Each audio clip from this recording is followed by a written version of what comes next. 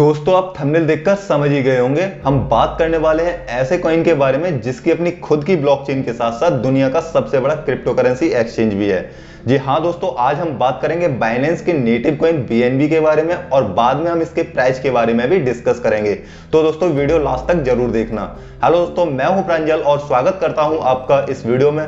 BNB crypto currency यानी Binance exchange की जो ब्लॉकचेन है जिसे हम बाइनेंस स्मार्ट चेन बोलते हैं, उसका जो नेटिव कॉइन है उसे हम BNB कॉइन बोलते हैं, जिसका यूज बाइनेंस एक्सचेंज पर ट्रेडिंग और ट्रांजैक्शन फीस पे करने के लिए किया जाता है। इस समय बाइनेंस एक्सचेंज दुनिया का सबसे बड़ा क्रिप्टो करेंसी एक्सचेंज है जिस पर प्रति सेकंड 1.4 मिलियन से ज्यादा ट्रांजैक्शंस होती हैं। बाइनेंस कॉइन शुरू में ERC-20 टोकन यानी इथेरियम ब्लॉकचेन पर बना हुआ एक टोकन था। इथेरियम ब्लॉकचेन दुनिया की सबसे बड़ी ब्लॉकचेन है जिसमें आप स्मार्ट कॉन्ट्रैक्ट, डिसेंट्रलाइज एक्सचेंज जैसे Uniswap, NFT, non fungible tokens और मेटावर्स जैसे प्रोजेक्ट बना सकते हैं। यहाँ पर सिंपल कहने का मतलब है कि BNB कॉइन यानी बाइनेंस की कोई ब्लॉकचेन नहीं थी।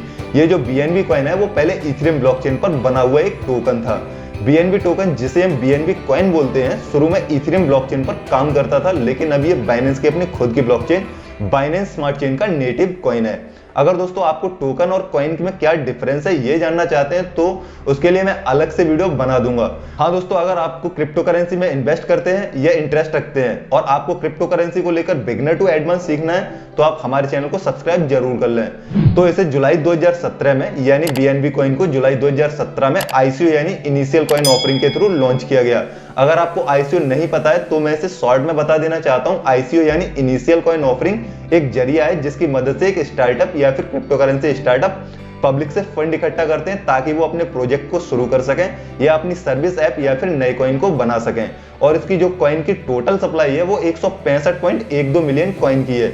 ये प्रूफ ऑफ स्टेक पर काम करता है। अगर दोस्तों आपको प्रूफ ऑफ वर्क और प्रूफ ऑफ स्टेक के बारे में नहीं पता है तो आप हमारे वीडियो को देख सकते हैं जिसमें हमने प्रूफ ऑफ वर्क और प्रूफ ऑफ स्टेक के बारे में डिस्कस किया है, जिसका लिंक आपको आई बटन और डिस्क्रिप्शन में मिल जाएगा। जैसा कि BNB coin proof of stake पर काम करता है और इसकी जो अभी मैक्सिमम सप्लाई है वो 165.12 मिलियन कॉइन की है। तो जब जुलाई 2017 में इसका ICO आया था यानी जो ये कॉइन लॉन्च हुआ था तब इसकी टोटल सप्लाई 200 मिलियन कॉइन की थी। अब आप बोलेंगे कि इसकी टोटल सप्लाई 200 मिलियन कॉइन की थी तो अब इतनी कम यानी 200 मिलियन से 165 मिलियन कैसे रह गई। तो इसके बारे में क्रिप्टो में एक कॉन्सेप्ट है कॉइन बर्न का, तो आगे हम कॉइन बर्न के बारे में इसी वीडियो में डिस्कस करेंगे।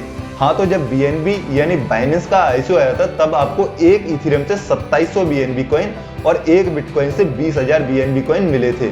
अगर वही आज के हिसाब से हम इसकी बात करें तो अभी $427 पर BNB कॉइन का प्राइस चल रहा है और इथेरियम अभी $3211 का। अगर आप उस टाइम बाइनेंस के ICO में जुलाई 2017 में एक इथेरियम इन्वेस्ट कर देते तब एक इथेरियम का प्राइस जुलाई 2017 में लगभग $274 थी। तो जो आपने एक इथेरियम BNB के ICO में इन्वेस्ट किया था जो उस टाइम $274 का था, तो आज उसकी वैल्यू 8 करोड़ 75 लाख रुपए से ज्यादा है।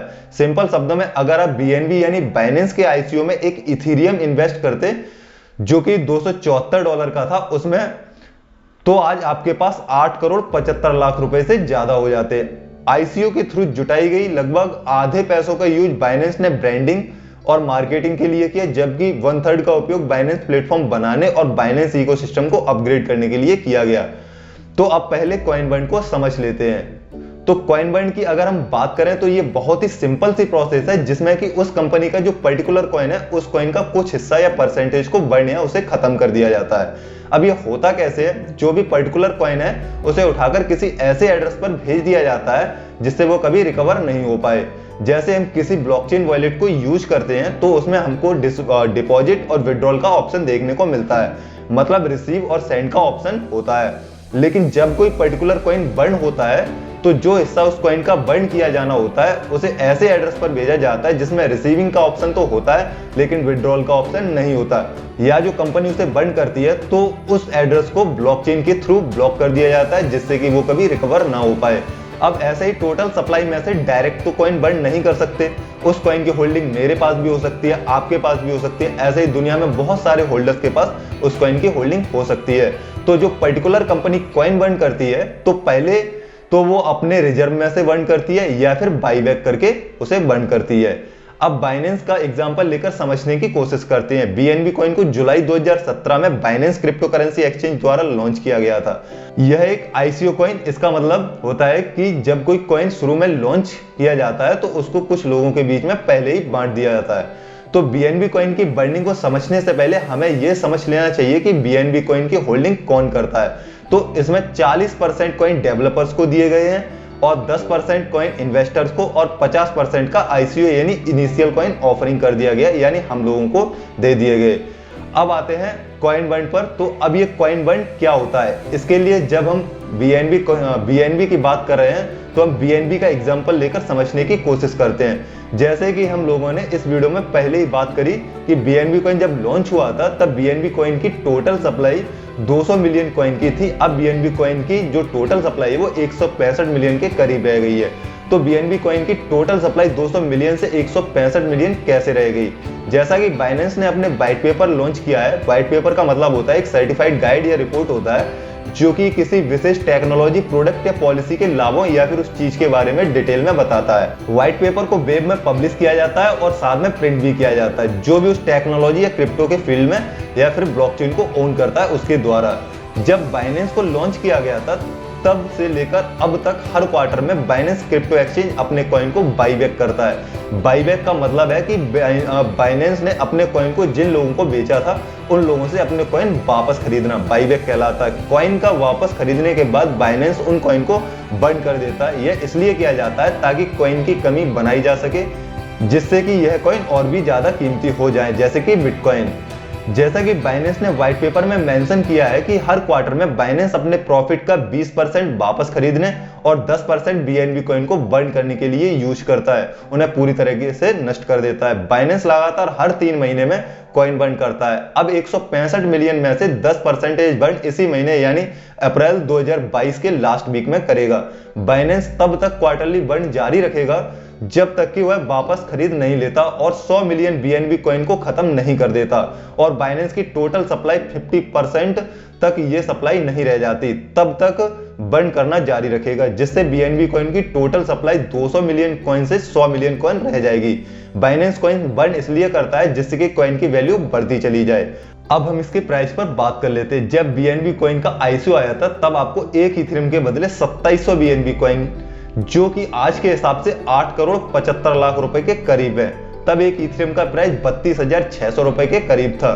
तो अब आपके पास 32,600 रुपए 8 करोड़ 75 लाख रुपए में कन्वर्ट हो जाते। तो ये होता है बेनिफिट आईसीओ में इन्वेस्ट करने का। तो दोस्तों मैं आपको दोबारा से बता देता हूं, अगर आप क्रिप्टो करेंसी में इन्वेस्ट करते हैं या इंटरेस्ट रखते हैं और आपको क्रिप्टो करेंसी के बारे में बिगिनर टू एडवांस सीखना है तो आप हमारे चैनल को सब्सक्राइब कर सकते हैं, जिसमें कि फ्यूचर में आपको क्रिप्टो करेंसी के बारे में सब कुछ सीखने को मिलेगा। वहीं अगर जब बीएनबी कॉइन को कॉइन मार्केट कैप पर लिस्ट होने के बाद बाई करते तो आपको एक बीएनबी कॉइन लगभग 12 रुपए के करीब मिलता। अब अगर हम बीएनबी कॉइन के प्राइस की बात करें तो जब ये लॉन्च हुआ था यानी 30 जुलाई 2017 को, तब इसकी प्राइस लगभग 386 सतोशी यानी 10 रुपए के करीब थी। फिर इसने 19 अप्रैल 2019 को अपना ऑल टाइम हाई 0.0046 सतोशी यानी 14,260 रुपए तक पहुंचा, जबकि 2018 में क्रिप्टो करेंसी मार्केट पूरी तरीके से क्रैश हो गया और जितने भी ऑल्ट हैं वो सारे के सारे अपने ऑल टाइम हाई से 80 से 90% तक टूट गए। लेकिन बीएनबी कॉइन में थोड़ी बहुत हलचल तो देखी गई, लेकिन फिर भी इसने अपनी परफॉर्मेंस को बरकरार रखा और बीएनबी कॉइन ने 14 मई 2021 को फिर से ऑल टाइम हाई लगाया, जो कि 0.012 सतोशी यानी 37,400 रुपए के करीब पहुंचा। अगर हम अभी बीएनबी कॉइन के प्राइस के बारे में बात करें तो अभी इसका प्राइस $418 के करीब लगभग 31,900 रुपए के करीब चल रहा है। तो दोस्तों आपको क्या लगता है कि बीएनबी कॉइन अपने ऑल टाइम हाई को कब तक तोड़ेगा, जो इसने 14 मई 2021 को 37,400 रुपए के करीब बनाया था? कमेंट करके जरूर बताइएगा आपको क्या लगता है। अगर दोस्तों आपको वीडियो पसंद आया हो तो वीडियो को लाइक कीजिए, चैनल को सब्सक्राइब कीजिए और अपनी फैमिली और फ्रेंड के साथ शेयर करना मत भूलना। मिलते हैं अगले वीडियो में, तब तक मुस्कुराते रहिए। Take care and be safe.